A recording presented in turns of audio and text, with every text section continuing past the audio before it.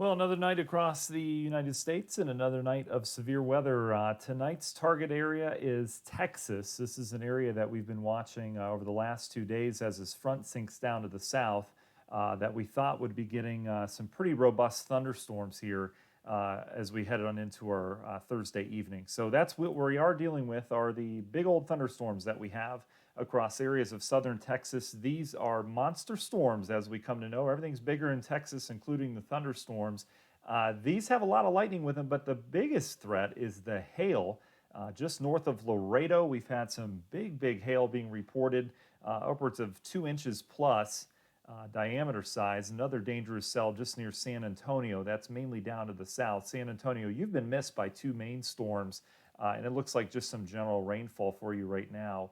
But these storms are packing a punch. This is along that same frontal boundary that went through the eastern half of the country. It's bringing a pattern changing cold air event as you get into the eastern half of the country. This is kind of the southern flank of that as we go forward here across the areas of Texas. So this is our new severe thunderstorm warning. This is for very large hail with this storm near the Pleasanton area, heading towards Falls City and Karnes City, eventually Kennedy as well, as this storm is been moving off to the east. It's got a little southeastern trajectory to it. You can kind of see that movement here over the last couple minutes, starting to jog more south and east. But this storm packing some hail with it. Let's actually get in and look at the hail within this thunderstorm, as it is really putting down not just a lot of hail, but a lot of rainfall as well. So we can go in to thunderstorms. We can see exactly how big that hail core is, and this is easily 1 to 2 inch diameter hail. So we're talking over golf ball size, perhaps baseball size hail with this,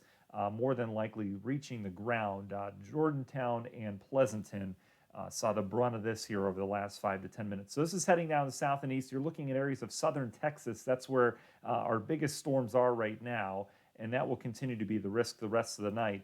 Our big hail producing storms, can't rule out a tornado or two in areas of South Texas, but it looks like the primary threat is going to be for these big old hail producing thunderstorms and perhaps some flash flooding. But keep in mind, it's been really dry in areas of southern Texas. From Corpus Christi off towards even Houston's been on the drier side. San Antonio, you've been in a real decent drought over the last couple months. So this rain is easily welcomed, although it is coming down pretty quickly. I'm sure the ground will take it, and a lot of area residents will as well. Let's zoom up to the San Antonio area. You can see we showed you earlier that they're just generally seeing some rainfall right now. We had one storm that went to your north. This severe storm's gone to your south, but overall, we haven't seen a whole lot of activity in San Antonio. That's not to say we can't see more, but we do have some drier air starting to work in from the west. So I would imagine most of the severe thunderstorm development is going to be the south and east of you in this region as we go forward throughout the rest of the evening. So that's something to watch. We've got other storms that extend up towards Austin. You're pretty dry right now. We've got some showers off to your west. I know a lot of people in Houston wondering what's heading their way, and we've got some severe weather in the forecast as we go throughout the latter half of the evening. So this is still heading in your direction, Houston.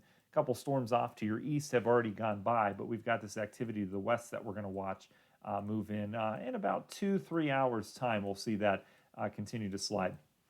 Along that same old frontal boundary causing all the problems, we've got severe thunderstorm warnings in areas of Louisiana now, approaching areas near Lake Charles. You can see the strong outflow boundary from this storm.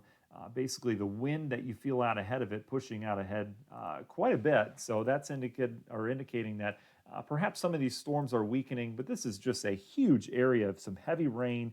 We've got gusty winds on the approach of this as well. And it's not really where that rain hits, it's more this outflow boundary that's going to have that strong wind. So if you're in the Lake Charles area, north of town, I think another 3 or 4 minutes, you'll be seeing some very strong winds moving through. And Lake Charles proper we'll be seeing winds probably in about 10 minutes move through. And then you'll have a little break, and then we get the heavy rain in there. So this is a soaker of a rainfall heading into areas of Louisiana, the parishes as you get up towards the Oakdale community, Crowley, heading over towards Lafayette. We're going to see some heavy rain here over the next couple hours as this continues to sink down to the south. And again, this is along that same boundary that has caused all the problems over the last 24 to 48 hours across the U.S. And is now down in the deep south, and that's where we're seeing some of the problems right now.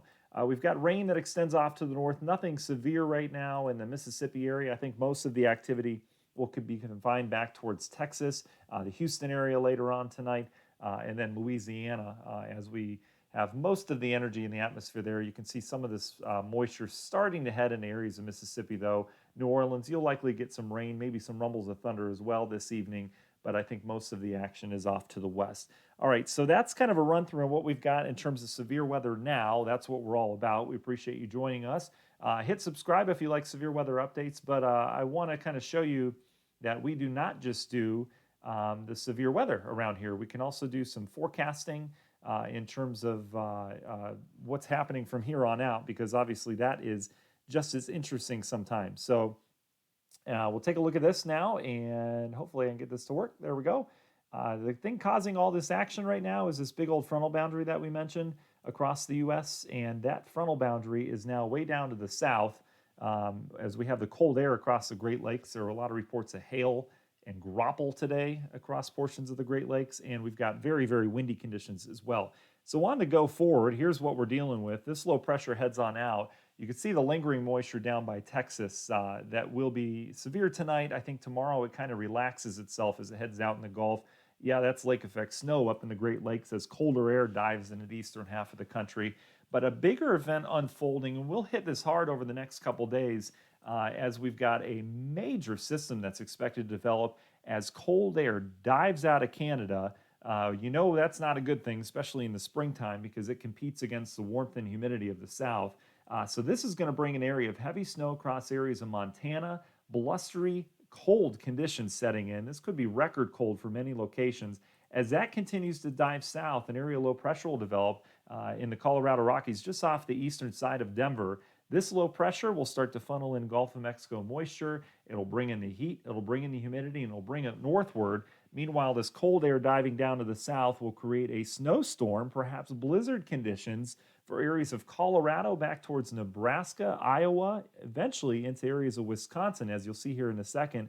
But this is some seriously cold air. We're throwing moisture in it. We're going to have heavy snow. We're talking perhaps feet of snow for the Rockies, although that's not unusual for them. A lot of people saying that's unusual for them. It's not.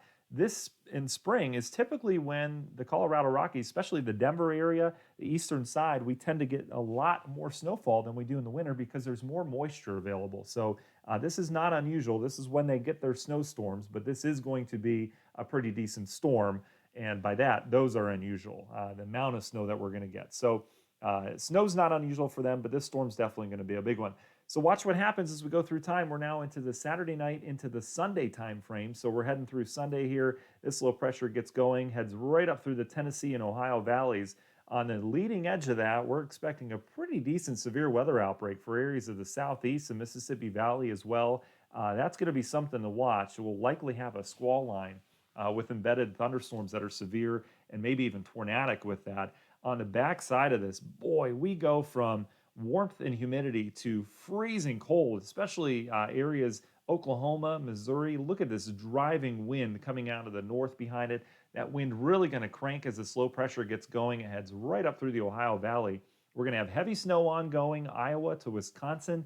We're talking perhaps a foot of snow or more in spots on top of the strong winds. Severe weather threat will go up through the mid-Atlantic. I don't think it gets much further north than that, but you can see this low really gets cranking, and this is a monster low by the time we get towards Monday and Tuesday, heading up into Canada, but this will drive a weather pattern that brings cold air all the way down into the Tennessee Valley Monday, Tuesday, and that cold air sticks around Wednesday, Thursday, and even Friday of next week as we have these reinforcing systems that kind of drive that jet stream, and that will keep the cold air in place all the way through next week. So the cold air that we have now for many areas of the Great Lakes in the Northeast, that will go away with this next storm system, and then eventually it will come back next week as we have a much colder end, or at least middle part towards the end of April in store. All right, so that's what we're dealing with. We got severe weather tonight in Texas, areas of Louisiana as well, and then we deal with a big old pattern change around here next week that is really going to drive some cold air across areas of the plains. Thanks for joining us here on Severe Weather Now.